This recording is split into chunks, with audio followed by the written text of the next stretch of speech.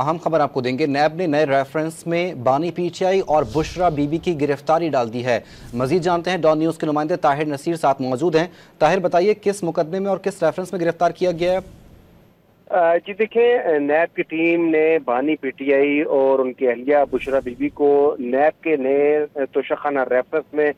باضابطہ طور پر گرفتار کر دیا ہے۔ آج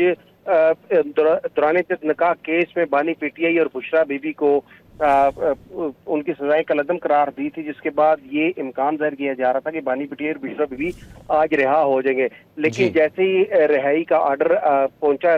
جیل میں تو نیب کی 2 ٹیمیں وہاں پہ آئی تھی اور محسن ہارون کی سربراہی میں نیب کی ٹیم نے باضابطہ طور پر بانی پی ٹی آئی اور اس کے ساتھ ساتھ بشرا بی بی کو گرفتار کر دیا ہے، جبکہ لاہور میں جو 9 مئی کے مقدمات درج تھے ان کی گرفتاری کے لیے بھی جی پنجاب پولیس آئی تھی، لیکن نیب نے باضابطہ طور پر بانی پی ٹی آئی اور بشرا بی بی کو گرفتار کر لیا ہے۔ جی نیب نے بانی پی ٹی آئی اور ان کی اہلیہ کی باضابطہ گرفتاری ڈال دی ہے۔ طاہر نصیر اپڈیٹ کر رہے تھے، بہت شکریہ۔